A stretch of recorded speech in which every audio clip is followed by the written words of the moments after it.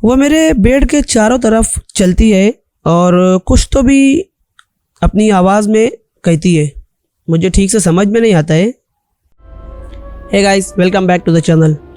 पुराने दिल्ली में बनाए गए एक हॉस्टल जो कि कॉलेज पढ़ने वाली लड़कियों के लिए बनाया गया हॉस्टल था। उस हॉस्टल की प्राइवेसी रिवील ना हो इसके लिए हम लोग उसका नाम नहीं लेंगे। तो चलिए सुनते हैं किसी के ऊपर बीती हुई एक रियल स्टोरी। ये स्टोरी हमारे एक सब्सक्राइबर ने हमें सेंड की है जो कि उसी हॉस्टल में रहती थी कॉलेज पढ़ने के लिए। चलिए ज़्यादा बातें ना करते हुए उन्हीं की ज़ुबानी हम लोग सुनते हैं। हमारी फैमिली गुड़गांव में रहा करती थी। मैं, मेरी 2 छोटी बहनें, मेरे पिताजी और मेरी मॉम। मेरे पिताजी की सरकारी नौकरी थी और मेरी मॉम हाउसवाइफ थी और मेरी बाकी दोनों छोटी बहनें जो कि 8 और 9 क्लास में थी। मैं अपनी 12 कंप्लीट करने के बाद मुझे कॉलेज ज्वाइन करना था तो मैंने अपने पिताजी से कहा तो उन्होंने मुझे दिल्ली के कॉलेज में एडमिशन कराया और उस कॉलेज के ही कुछ थोड़ी दूर पर हॉस्टल हम लोग तलाश कर रहे थे। तो एक हॉस्टल हमें मिलता है लेकिन उस हॉस्टल का नाम मैं आप लोगों को नहीं बताना चाहूँगी।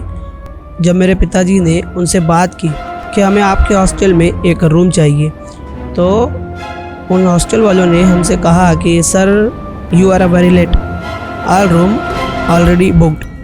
हम लोगों ने काफ़ी ज़्यादा तलाश किया था लेकिन हमें कोई भी रूम नहीं मिला था। जब हम लोग जाने लगे तो उन्हीं के स्टाफ में से एक ने हमसे कहा कि सर ऊपर बिल्कुल लास्ट में एक स्टोर रूम है हमारा, तो अगर आप चाहें तो उसमें आप रह सकते हैं, लेकिन इस वक्त अभी कोई भी वहाँ पर आपका रूममेट नहीं रहेगा, तो जब तक कोई दूसरा नहीं आ जाता है आपको उसी रूम में रहना पड़ेगा। अगर आपको चाहिए होगा तो बताइए। तो मेरे पिताजी ने मुझसे कहा तो मैंने कहा पापा ठीक है, कॉलेज के करीब भी है। मेरे पिताजी ने मेरा एडमिशन उस हॉस्टल में करा दिया। हम लोग घर आ जाते हैं। उसके बाद मैं निकल पड़ती हूँ दूसरे दिन कॉलेज के लिए। मेरा पहला दिन था कॉलेज में। मैं कॉलेज में गई, अपनी क्लास अटेंड करती हूँ। बहुत सारे दोस्त भी वहाँ पर मिलते हैं। कुछ कैंटीन में थोड़ा सा बातें वगैरह की, नए दोस्त बने और फिर हम लोग सब निकल जाते हैं अपने अपने हॉस्टल की तरफ शाम में। मैं जब हॉस्टल में आती हूँ तो वहाँ पर नीचे बहुत सारी लड़कियाँ थी, लेकिन मेरा पहला दिन था तो अनजाना सा फील हो रहा था मुझे, तो इसलिए मैं किसी से बात ना करते हुए सीधे अपने रूम की तरफ ऊपर चली जाती हूँ। मैं ऊपर तलाश करते हुए जाती हूँ और रूम मुझे बताया गया था कि बिल्कुल ऊपर लास्ट में है। मैं ज़्यादा सामान तो नहीं लाई थी, बस अपना बैग था, कॉलेज बैग और कुछ अपने ज़रूरी सामान, वो लेकर ऊपर बढ़ती हूँ। स्टोर रूम मुझे बताया गया था कि वो स्टोर रूम है। मैं जाती हूँ, बिल्कुल लास्ट में था वो रूम ओपन करती हूँ और अंदर मिलता है जिस पर लिखा हुआ था गो बैक। मुझे लगा कि नीचे की जो लड़कियाँ आई होंगी उन्हीं में से किसी की शरारत रही होगी। उन लोगों ने मुझे अकेला पाकर लिख दिया होगा कि चलो इसको थोड़ा सा डराते हैं। मैंने कहा ठीक है, देखते हैं। और बाकी का मैंने खाना ऑर्डर किया और रात का मेरा खाना आया। मैंने थोड़ा बहुत खाना खाया और फिर मैं सो जाती हूँ। दूसरे दिन मैं सुबह उठी, अपने कॉलेज के लिए रेडी होती हूँ, कॉलेज निकलती हूँ, वहाँ पर फ्रेंड से मिलती हूँ और कॉलेज वगैरह का सारा रूटीन 2-3 दिन इसी तरह से मेरे बीतते हैं। एक दिन अचानक जब मैं रात में सोई हुई थी तो मुझे यूँ लगा कि जैसे कोई मेरे बेड पर आया हो। मुझे लगा कि कोई तो भी मेरे पास बैठा हुआ है और वो आहिस्ता से मेरा ब्लैंकेट हटाता है। मैं बिल्कुल ऐसे सर के ऊपर तक ओढ़कर सोने की मेरी आदत थी, तो मुझे यूँ लगता है कि जैसे कोई तो भी मेरा ब्लैंकेट हटाता है। और जब मेरी आँख खुलती है तो वहाँ पर कोई भी नहीं था, लेकिन मैं पूरा ब्लैंकेट सर तक ओढ़कर सोई हुई थी, मुझे अच्छी से याद था। तो मैं घबरा कर उठती हूँ कि कौन है। फिर सोचती हूँ कि ठीक है, शायद मेरे पैर से ही सरक गया होगा। मैं फिर सो जाती हूँ।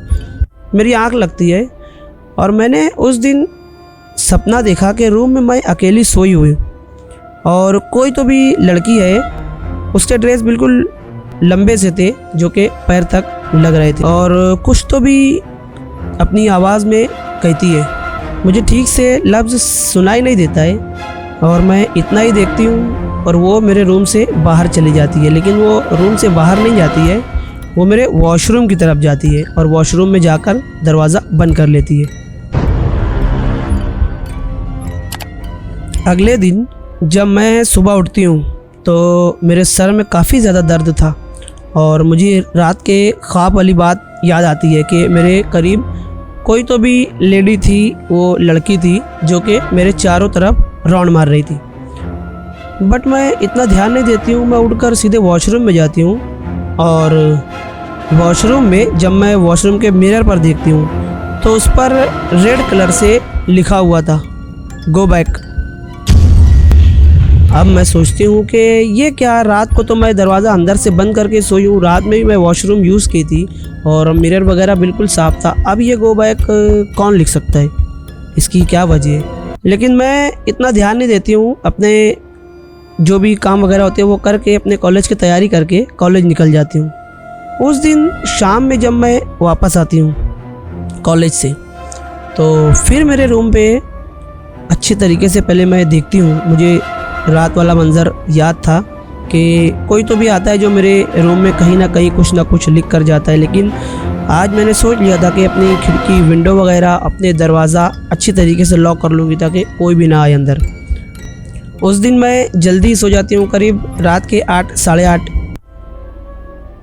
और मैं सो गई।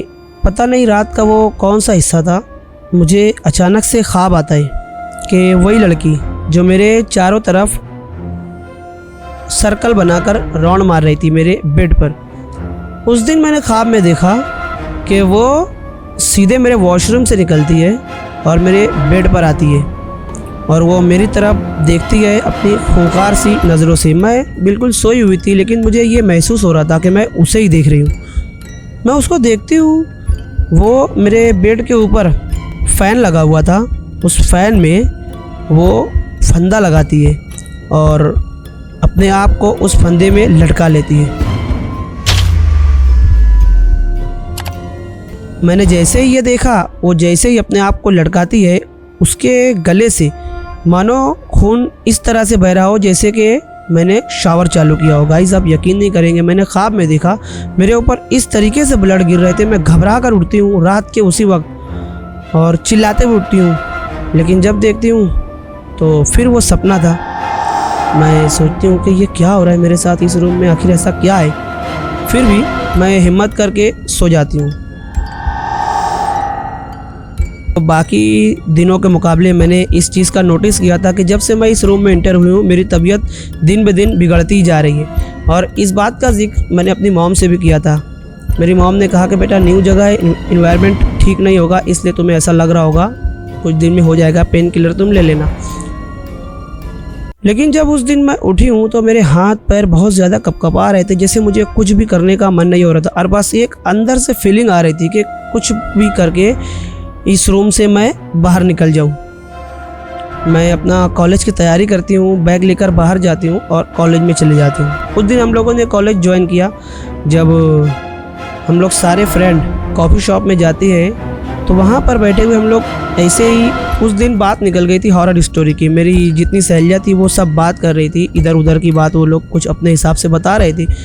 और उन्हीं से मेरी एक जो फ्रेंड थी वो अचानक से बताती है कि गाइस, आप लोगों को पता है आज से कुछ सालों पहले हमारे कॉलेज के आगे एक हॉस्टल था, लेकिन उस हॉस्टल का नाम मुझे नहीं पता, लेकिन मैंने सुना था कि उसके बिल्कुल लास्ट फ्लोर पर ऊपर में कोई तो भी लड़की रहती थी जिसके घर में ना कोई फाइनेंशियल इश्यूज़ था, जिसकी वजह से वो अपनी पढ़ाई कंटिन्यू नहीं कर पा रही थी। फ़ीस वगैरह उसको भरने में काफ़ी ज़्यादा दिक्कत आ रही थी और वो अपनी पढ़ाई को लेकर बहुत ज़्यादा एक्साइटिंग थी।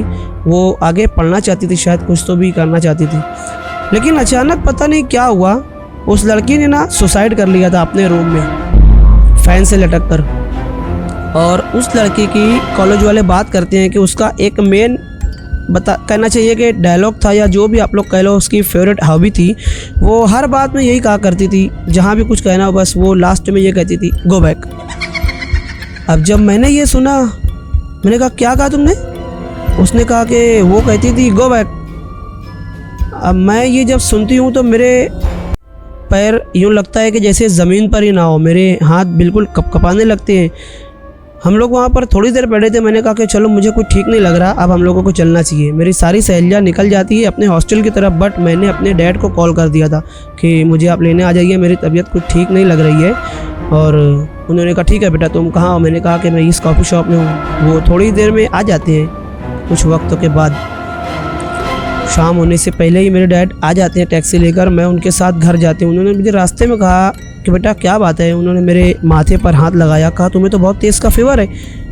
बट वो घर लेकर जाते हैं। मेरी मॉम अपने तरीके से जो कुछ भी करना होता है वो करती है, लेकिन मेरे पिताजी किसी डॉक्टर को लाते हैं। वो डॉक्टर मेडिसिन देता है, 2 दिन 3 दिन 4 दिन हो जाते हैं, यहाँ तक कि 1 हफ्ता बीत जाता है। बट मेरी हालत में कोई भी सुधार नहीं आता है। किसी भी पड़ोसी ने मेरी मॉम से कहा कि मुझे तो लगता है इसके ऊपर ना कोई ऊपरी साया है। तो मेरी मॉम कहती है कि ऊपरी साया ये क्या चीज़ है? बट वो फिर भी मेरे डैड को कहती है कि मुझे पड़ोसी ये बता रही थी, तो देखो कुछ अगर होगा तो मेरे पिताजी ने उनके किसी फ्रेंड से कहा। उनके फ्रेंड में जानने वालों में से कोई मौलवी मौलाना को वो लेकर आते हैं उस दिन घर में। वो मेरे बेड के पास बैठ के कुछ तो भी पढ़ते हैं। उनके धर्म के मुताबिक वो पढ़ाई करते हैं और उनके हाथ में एक गिलास था जो कि उसमें वाटर था। वो अपने हाथ में वो वाटर लेते हैं और मेरी तरफ मेरे चेहरे पर छिड़कते हैं और फिर कुछ पढ़ते हैं। कुछ वक्त होता है मुझे बहुत ज़्यादा कपकपी सी आती है और वो कुछ तो भी पेपर पे लिखते हैं, उसको मोड़कर मेरे तकिए के नीचे रख देते हैं और दूसरी एक और पेपर लेते हैं जिस पर कुछ तो भी लिखा था और उसको अच्छी तरीके से फोल्ड करके मेरी मॉम को देते हैं। कहते हैं कि इसको कपड़े में सिलकर बिटिया के गले में डाल दो और कुछ दिन तक रहने देना जब तक वो ठीक ना हो जाए। जब वो ठीक हो जाए तो आप इसे किसी पेड़ वगैरह के नीचे इसको दफन कर देना। मेरे पिताजी ने उनसे पूछा कि क्या बात है? तो उन्होंने बताया मेरे पिताजी को कि ये किसी न किसी स्पिरिट या के कुछ रूह के कांटेक्ट में आ गई थी। हो सकता है कि इसके कॉलेज के रास्ते में या कहीं पर भी, मुझे उस तरीके से इशारा नहीं मिल पाया, लेकिन ये किसी भी स्पिरिट के कांटेक्ट में आई थी जिसने इसे पोजेस्ट कर लिया था और पूरी तरीके से पोजेस्ट नहीं कर पाया था। अच्छा हुआ आप लोगों ने पहले ही हमें बता दिया, अगर वक्त ज़्यादा होता तो पता नहीं क्या हो जाता।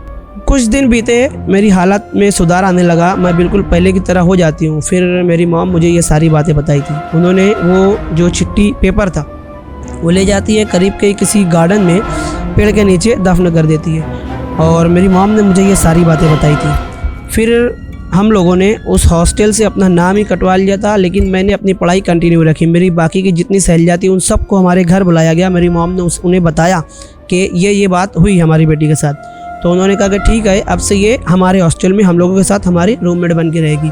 तो मैंने अपनी पढ़ाई कंटिन्यू कर दी। ये थी हमारी स्टोरी। मुझे लगा कि आपको शायद शेयर करनी चाहिए, तो प्लीज़ आप इसे अपने चैनल पर अपलोड कीजिएगा। तो गाइस, ये थी वो स्टोरी जो कि हमारे एक सब्सक्राइबर ने हमें सेंड की थी। अगर आपके पास भी कोई इस तरीके की हॉरर या कोई आपकी रियल स्टोरी हो जिसे आपको सचमुच में किसी को सेंड करनी चाहिए, तो आप हमारे दिए गए जीमेल आईडी जो कि डिस्क्रिप्शन में मौजूद है, आप वहां पर जाकर हमें आपकी स्टोरी सबमिट कर सकते हैं। मैं आपसे मिलता हूं नेक्स्ट स्टोरी में आपकी किसी स्टोरी के साथ। तब तक के लिए गुड बाय एंड शुक्रिया।